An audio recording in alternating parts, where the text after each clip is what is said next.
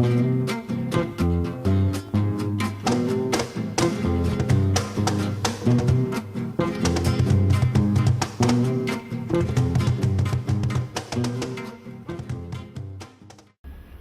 buenas noches. Permítanme en primer lugar expresar mi agradecimiento y felicitación a los organizadores.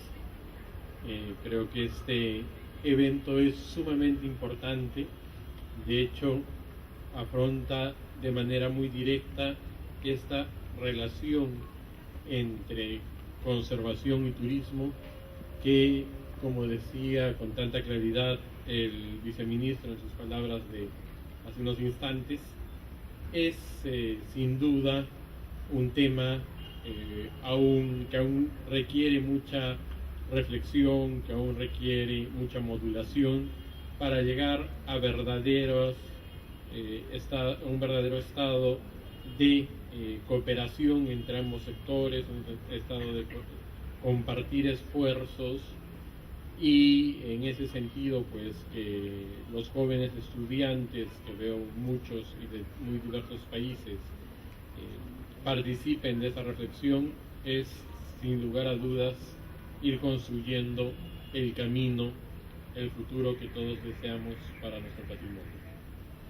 Creo que la exposición del viceministro ha sido sumamente clara y enriquecedora en muchos aspectos. Yo, que pertenezco al Consejo Internacional de Monumentos y Sitios, que es el organismo que asesora a UNESCO en temas de gestión y de calificación, principalmente de bienes inscritos en la lista del Patrimonio Mundial, ¿no?, que coloquialmente llamamos Patrimonio de la Humanidad. Voy a traerles un poco la visión reflexiva, la visión de crítica constructiva que corresponde a esta institución en muchos aspectos, y también algunas reflexiones de carácter, digamos, teórico. La Convención sobre la Conservación del Patrimonio Mundial, como ustedes saben, data de 1972. Con los bienes inscritos en la última reunión celebrada en junio de este año, el número total de bienes inscritos en la lista de Patrimonio Mundial es de 1007 sitios, de los cuales 31 son transfronterizos, es decir, 31 de estos bienes pertenecen a uno o más países. Seguramente acá hay representantes de todos o casi todos los países que han presentado la candidatura transfronteriza del Capac Ñan, que ha tenido el resultado positivo en esta última reunión del Comité de Patrimonio Mundial. Es un bien transfronterizo sin precedentes. Están incluidos dentro de ese bien, aunque se trate de ejemplos a través de un sistema de inscripción del patrimonio seriado, están incluidos en ese bien Argentina, Chile, Bolivia, Perú, Ecuador y Colombia. No hay otro ejemplo en el mundo de un sitio transfronterizo que abarque este número de países. Dos sitios han sido retirados en toda la historia de la convención, de la aplicación de la Convención del Patrimonio Mundial. Dos sitios han sido retirados de la lista.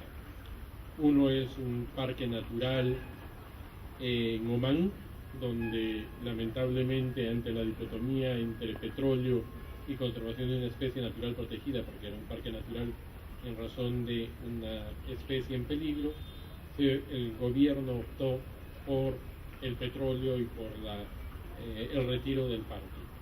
Y el otro es Dresde, el valle de del Elba, en Dresde, en Alemania, donde hubo un proyecto de construcción de un puente que, a juicio del Centro de Patrimonio y el Comité de Patrimonio Mundial, dañaba los valores del paisaje cultural del Valle del Elba, que es el que estaba protegido en este sitio. Luego hay 46 sitios que están en la lista de Patrimonio Mundial en peligro, es decir, sitios que por diversos motivos están en riesgo de desaparecer, en riesgo de perder lo que la Convención de Patrimonio Mundial llama valores universales excepcionales. De los 1.007, 779 son bienes culturales, 197 son bienes naturales y 31 han sido inscritos tanto por presentar valores culturales como naturales. Y la convención, que es la más exitosa del sistema de UNESCO y prácticamente del sistema de Naciones Unidas en sí misma, tiene 161 estados partes, la convención con más estados parte dentro de las diversas convenciones que forman el sistema de patrimonio mundial. Bueno, ahí seguramente distinguen muy poco, es simplemente una muestra, hay unos puntitos rojos que no sé si le darán a distinguir, que son los sitios inscritos en la lista de patrimonio mundial, en ese mapa mundi, en el que sin embargo se destaca a un costado el territorio europeo. Europa es la zona geográfica donde más bienes se han inscrito en la lista de patrimonio mundial. De hecho, hace bastantes años, el 1994, el Comité de Patrimonio Mundial lanzó una propuesta, una estrategia para hacer la lista más balanceada, porque esa presencia de Europa sobredimensionada en relación al resto de continentes era una preocupación. Y eso, bueno, es una vista de sitios en nuestra región más cercana, ¿no? Entre México hasta Chile, Argentina, ¿no? Simplemente para que se hagan una idea, los sitios verdes son, por supuesto, patrimonio natural, los amarillos son patrimonio cultural, y mixto llevan los dos colores. Los que están en rojo son los bienes en peligro.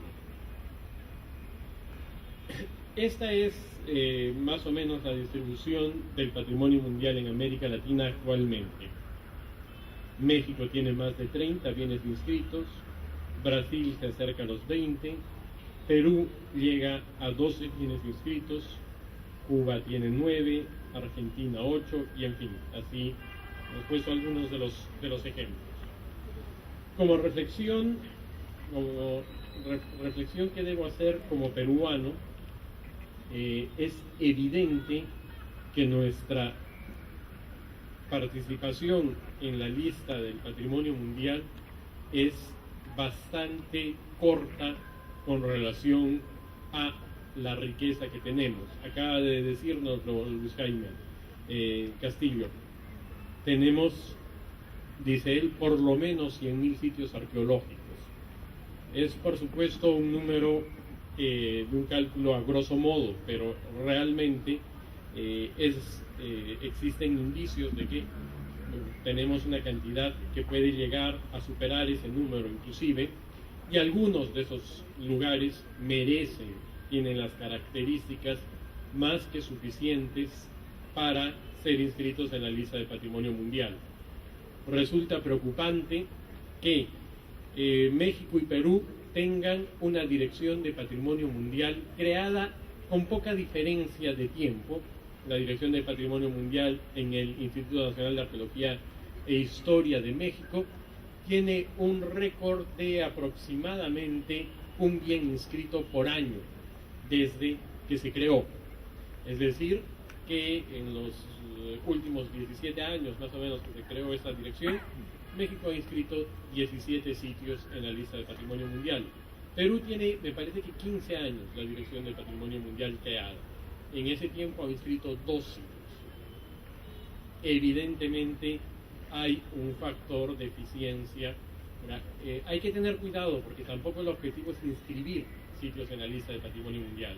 Es asumir compromisos sobre calidad de conservación, sobre manejo sostenible, sobre turismo de calidad, etcétera, etcétera. Entre los bienes inscritos en el caso peruano tenemos la zona arqueológica de Chanchán. Chanchán tiene un triste récord de haber sido inscrita el 86 al mismo tiempo en la lista de patrimonio mundial y en la lista de patrimonio mundial en peligro. Desde esa época, Chanchán se mantiene en la lista de patrimonio mundial en peligro. Y si tenemos una dirección de patrimonio mundial dedicada a esos temas, resulta, por ejemplo, preocupante que el 2013 y lo que dice abajo 38 es del 2014, se esté reiterando el pedido de actualización del plan maestro de Chan al gobierno peruano. Es una necesidad llegar a un sistema de planificación realmente eficiente, que incluya, como dice el texto del Comité de Patrimonio Mundial, los niveles municipales y provinciales, porque es necesario que en todo ese proceso de entender el patrimonio del que estamos hablando, tengamos visión territorial. Lo voy a comentar un poco más en el momento que hable de Machu Picchu. El Centro Histórico de Lima ha sido inscrito y está descrito en la página web del Patrimonio Mundial de UNESCO en estos términos, ¿no? La urbe y capital más importante de los dominios españoles en América, que presenta edificios con creaciones conjuntas que hacen esa arquitectura ecléctica, una arquitectura mestiza entre lo local y los arquitectos o maestros constructores que arribaron del viejo continente. Lima es un ejemplo magnífico en ese sentido. Pero cuando hacemos una reflexión de carácter académico y una reflexión de carácter abierto y sincero, debemos, y espero que estas imágenes no sean demasiado fuertes, debemos reflexionar sobre lo que está sucediendo. Y tenemos ahí dos ejemplos de arquitectura de primerísimo nivel en Lima que en los 2 últimos años han sufrido de daños. Uno es recientemente incendiado uno de los 8 edificios, me parece que son del complejo de la Plaza 2 de Mayo, uno de los complejos más emblemáticos de Lima. Hasta ahora, felizmente, hay voces que hablan de un proceso de restauración responsable. Y el otro es la Casa Buque, una casa que es de fines del siglo XIX, según tengo entendido, no soy arquitecto, que también sufrió un incendio y que desde entonces, por cuestiones de, entre otros asuntos, titulación, esos predios en muchos centros históricos, sucederá en los países diversos de los amigos que están, pues se han ido tuburizando, se han ido pasando de mano en mano sin necesariamente respetar papeles, y entonces no hay forma, por lo visto, de intervenir en este inmueble por los problemas de titulación. Sin embargo, nosotros hemos presentado ya hace algún tiempo una propuesta de emergencia que vaya por la facilitación de los sistemas de entrega de títulos de propiedad, no necesariamente siguiendo toda la historia que el derecho civil común exige de la historia sucesiva de las propiedades, sino estableciendo responsabilidades concretas, de tal modo que el sector privado, porque no se trata de expropiar, tampoco el Estado tendría posibilidades de expropiar todo, pero sí el sector privado podría asumir responsabilidades, ser sujeto de créditos, tener facilidades fiscales y demás, que en otros países, me imagino que acá hay varios compañeros también de Colombia, como Colombia justamente, tienen una historia de éxito. Otro tema que aún está pendiente de solucionar es cómo se va a, o si es que se va a modificar, todo, hasta este momento la respuesta ha sido, digamos, negativa, el sistema el metropolitano, ¿no? El corredor segregado de alta velocidad, que en el diseño de algunos de sus estaciones, a juicio de UNESCO e ICOMOS, no ha sido el mejor de los ejemplos. En ese sentido, ICOMOS Perú tiene una tarea urgente de presentar un informe en la Asamblea de 2014 y quiere recordar, nosotros esperábamos que estuviera y esperamos que llegue aún la arquitecta Patricia Díaz de ProLima, porque el proceso de planificación de la gestión de un centro histórico, el Plan Maestro de Lima se está debatiendo desde hace 4 años, ese proceso necesita ser participativo. Y nos parece profundamente significativo que en esos 4 años, pese a las numerosas propuestas de participación que hemos hecho desde ICOMOS, no haya habido un canal abierto concreto. Ahora, en una comunicación que nos ha llegado, me parece que el día de hoy, se nos ha anunciado que se nos llamará una vez terminada la fase de redacción. La participación, el derecho a la participación en la gestión de patrimonio es fundamental, desde los diversos sectores, desde conservación, desde los vecinos, desde los gestores de turismo y demás. Así que hay un tema muy serio. Otro bien, sin lugar a dudas, emblemático y de primerísimo nivel, el patrimonio peruano, es la ciudad antigua del Cusco, que seguramente quienes no hayan visitado aún aprovecharán esta ocasión para visitarla o tendrán ese compromiso de volver. Realmente es una visita de las que son altamente significativas, y si es que no lo conocen aún, creo que es ocasión, es casi un deber para quien trabaja en turismo conocer una ciudad tan emblemática como esta. El centro histórico de Arequipa, también declarado Patrimonio Mundial, actualmente tiene también algunas voces de alerta, caracterizado por su piedra volcánica, el sillar, que ahora le da ese color blanco a las construcciones. No fueron necesariamente construcciones con piedra a la vista, pero bueno, se ha convertido en un símbolo de la ciudad. Es también un ejemplo notable de fusión entre estilos españoles y estilos de indígenas y criollos, y pues tiene una serie de edificios sumamente valiosos. Igual su visita es altamente recomendable. En Arequipa actualmente hay un proyecto que está siendo evaluado. Sé que se han tomado en varias ocasiones medidas para replantear el proyecto y espero que haya alcanzado los niveles que se requería para que sea realmente viable y compatible con los valores de patrimonio mundial. Pero había preocupación del UNESCO al respecto, ¿no? Esa es una proyección de lo que sería el puente. Por su ubicación, su efecto visual sobre el centro histórico es relativamente bajo, pero Arequipa tiene una campiña, un entorno verde de gran importancia, y ese entorno verde sí está siendo afectado, y a veces el efecto no es solamente el del impacto visual, sino el de los movimientos económicos que se generan en torno a este tipo de grandes obras. Entonces hay un tema de reflexión. El 2014, el llamado de atención del Comité de Patrimonio Mundial habla de destrucción deliberada de patrimonio, del problema de infraestructura del transporte y de la necesidad de mejorar planes de gestión. Nuevamente, labor que hay que exigir a nuestra Dirección de Patrimonio Mundial. Nazca y Pampas de Jumana es otro sitio que ha presentado en diversos momentos problemas serios. Últimamente, el Ministerio hasta en 2 ocasiones ha tomado medidas para recuperar bienes, para recuperar espacios que habían sido invadidos, lo cual es sumamente importante, pero aún así es un trabajo pequeño frente a la magnitud de este sitio de patrimonio mundial. Se había planteado en algún momento la necesidad de variar la inscripción de zona arqueológica a paisaje cultural. Yo creo que sería realmente importante, y además en esa zona están una serie de acueductos de gran antigüedad que representan una obra de ingeniería notable para la época y que son los que explican el uso racional, sostenible de un territorio desértico bastante extremo. Hay problemas de minería y algunos otros en la zona.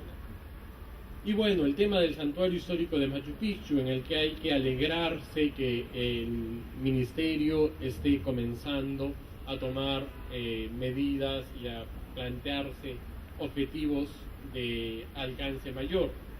Pero, bueno, el sitio fue inscrito, como seguramente todos ustedes saben, como sitio mixto, tanto por su factor cultural como por su factor natural. Y cuando se inscribió Machu Picchu hubo una reflexión sumamente importante que hubiera permitido una gestión mucho más racional, inclusive desde el punto de vista del turismo. Yo creo que para el turismo hubiera sido o sería aún fundamental que esto, porque cuando se inscribió Machu Picchu, los expertos que hicieron la evaluación por parte de ICOMOS dijeron: si bien Machu Picchu reúne valores universales excepcionales, es necesario que se inscriba la serie de elementos que forman el continuo del Valle Sagrado de los Incas, Pisa, Ollantaytambo, el continuo de bienes que forman el Valle Sagrado y que tanto en lo natural como en lo cultural explican la existencia de Machu Picchu como un logro mayor, un lugar con una ubicación estratégica, con una arquitectura desarrollada de una manera notable. Todos esos factores nos decían los expertos que evaluaron, forman parte de una unidad conceptual con todo lo que sucede en el valle, como les decía.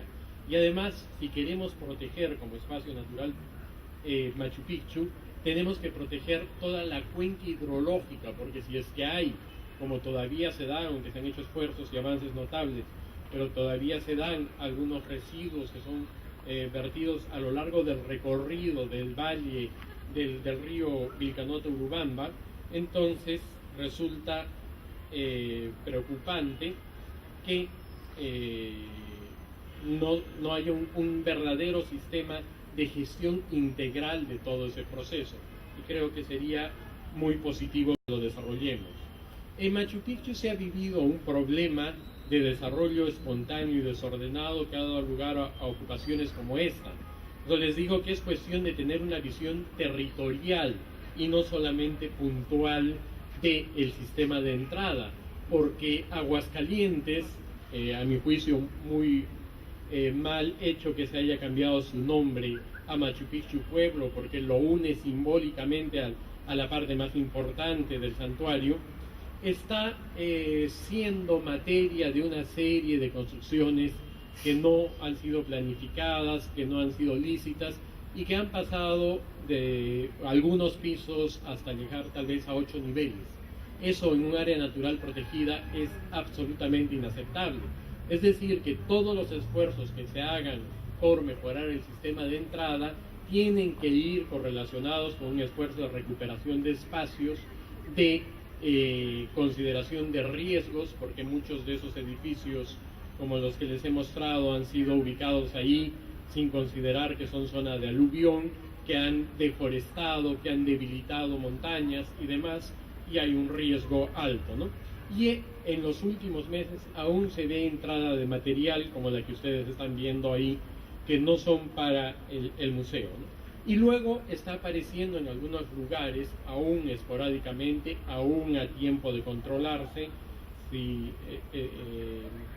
pero están apareciendo algún tipo de construcciones en lugares del camino Inca, como estas en Guayabamba, que representan una nueva forma de gestionar mal y de no entender territorialmente el desarrollo de Machu Picchu. He querido traer pocas vistas porque creo que las reflexiones acá tienen que ser sobre todo de los aspectos más positivos, y dentro de eso pues el ingreso del Capacñán, que Denis Fossio Scott mencionó que uno de sus tramos es en parte justamente de la zona arqueológica que ella dirige, de Pachacamac. Es un ejemplo sumamente importante de avance en la teoría de la conservación, de entendimiento del patrimonio como factor de unión del territorio, de expansión del concepto patrimonial para dar posibilidades de desarrollo a diversos pueblos ubicados a lo largo de su camino, y que ha optado por una forma de inscripción que es la de elegir algunos sitios por valores especiales como representativos del camino en sí mismo, pero que tiene, según he conversado con las personas que dirigen este programa en diversos países, las posibilidades abiertas de seguir incluyendo vía ampliaciones del sitio de patrimonio mundial otros lugares que por cuestiones de gestión o por las posibilidades de investigación aún no han sido incluidos. El potencial es gigantesco. Imagínense que hasta este momento hay 273 sitios de interés cultural mayor que están extendidos a lo largo de 6.000 kilómetros sobre el territorio de los países que antes mencioné. Yo quiero terminar con una reflexión respecto al turismo y a la necesidad de gestionarlo con su relación al patrimonio cultural de una manera que sea mucho más centrada en los verdaderos valores que están en juego en las relaciones entre turismo y patrimonio justamente. Lo que les he presentado en la imagen, lo que presento en la imagen central es una vista de pobladores de la isla de Taquile, si no me equivoco, pero en el lago Titicaca, en la región Puno peruana, pero en realidad podría ser un grupo de personas de Lima, un grupo de ciudadanos del Cusco o de cualquiera de sus países, simplemente población local, y una serie de sitios de patrimonio en su entorno. Lo que quiero llamarles la atención a la reflexión es que la relación entre la población local y esos sitios de su entorno es permanente, continua, significativa, genera relaciones de verdaderos valores, contribuye a la identidad y por lo tanto es la relación que ocupa un primer nivel o debería ocupar un primer nivel en las preocupaciones. Luego, como este patrimonio al mismo tiempo atrae, es fuente de curiosidad, interés, motivación de personas en diversos lugares del mundo, pues han surgido toda esa serie de servicios, ¿no? Hotelería, restaurante, rentacar, transporte, seguridad, muchos servicios que permiten ese otro factor que es el turismo, que es también considerable en este aspecto. Algunos como un hotel patrimonial, que hay ejemplos notables de hoteles que se han adecuado en construcciones históricas y las han rescatado y les han dado una nueva vida, hay que aplaudir eso. O centros de interpretación que pueden ser muy modernos, pero utilizan la información histórica, utilizan la información más trascendental del sitio. Esperemos que Machu Picchu, con la propuesta que ha hecho el viceministro, logre ese factor y desarrolle una alternativa en la que en esos sitios está el turismo y está la tecnología o la modernidad presentes. Y luego tenemos pues al turista en sí mismo. Cuando yo planteo este gráfico, que suelo plantearlo a mis alumnos de turismo cultural, les pregunto cómo es el turista. Bajo, alto, rubio, moreno, cabello crespo, largo, corto o largo, no sé, cualquier otra característica que quieran decir ustedes. Ninguna de las anteriores o todas juntas, mejor dicho, ¿no? No es posible describir al turista. El turista puede ser chino o puede ser finlandés, ¿verdad? Solo escuché una anecdótica descripción que me comentó un experto en turismo, me parece que es el señor Zúñiga en el Cusco. Me dijo que él había hecho esa pregunta a niños que vivían hace muchos años en zonas cercanas al camino Inca del Cusco, y ellos habían dicho: el turista es joven, alto, rubio y quiere mucho a los niños porque nos trae chocolates. Pero salvo esa descripción de pequeños, me estoy impresionado, el turista es cualquiera de nosotros cuando está fuera de su medio. Algunos de ustedes están ejerciendo de alguna manera turismo. Puede tener cualquier descripción. Por lo tanto, es diverso. ¿Y cuánto tiempo está en el lugar? Es un espacio previo. De repente es un turista de muchos recursos y quiere estar un mes o 2 meses en el lugar donde hace la visita.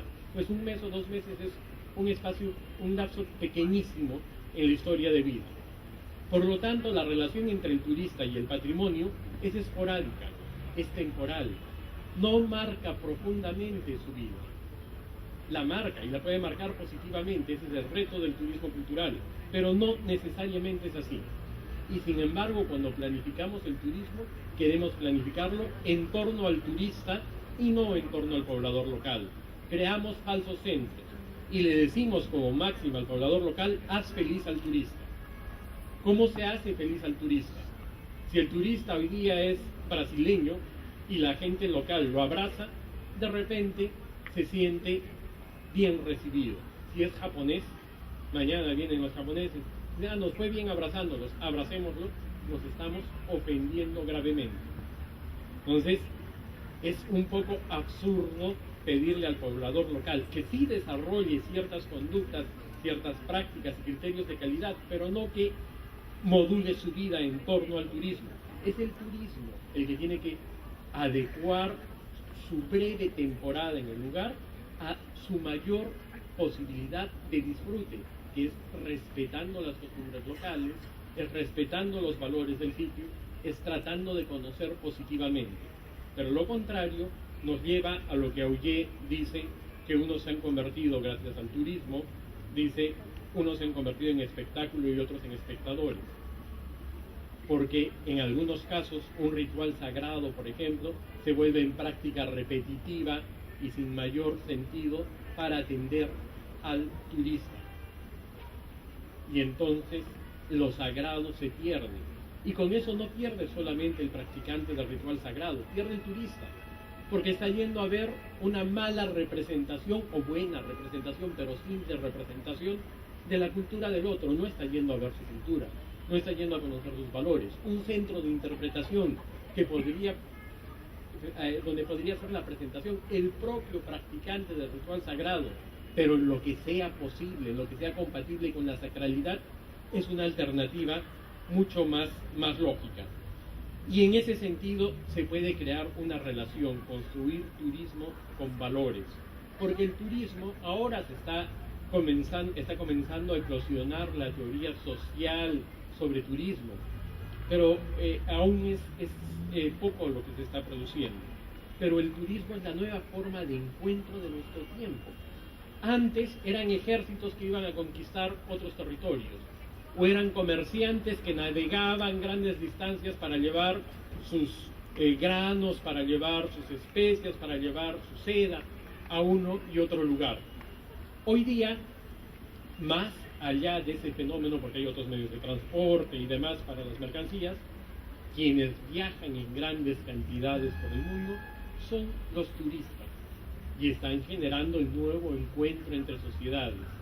Ese encuentro entre sociedades es el que está modulando nuestro tiempo y puede ser un encuentro basado en el respeto mutuo, puede ser un encuentro basado en la experiencia común pero positiva y respetuosa del patrimonio, o puede ser un encuentro en el que se generen, por ejemplo, enclaves de turismo, donde llegan los turistas, y me han comentado que eso se está dando mucho en el Cusco, llegan los turistas y almuerzan en el restaurante donde el turoperador lo lleva, están en el hotel donde el turoperador lo lleva, compran en el centro artesanal que tiene previo acuerdo con el turoperador, viajan en la línea de buses que el turoperador maneja y hacen todo un viaje evitando, desde quien gestiona la actividad, entrar en contacto con la sociedad local. Al no entrar en contacto con la sociedad local, no hay el fenómeno claro de distribución, de redistribución de ingresos que el turismo tiene como potencialidad en gran magnitud. Pero los precios sí suben. Entonces el poblador local que está fuera del círculo no puede acceder a los beneficios, pero sí tiene que pagar los precios. Y se generan, en vez de círculos virtuosos, círculos viciosos que no contribuyen. El patrimonio se desgasta, el tema de la capacidad de carga y demás que ha mencionado el ministro debe ser materia de muchas reflexiones. Yo creo que en Machu Picchu se requiere aún reflexionar bastante más el tema, pero nos alegra que se esté avanzando en ese sentido. Pero en esa relación hay muchos otros factores a tener en cuenta. Y es el factor humano, el factor de encuentro cultural, el que debe prevalecer desde nuestro punto de vista en cada caso. Muchas gracias.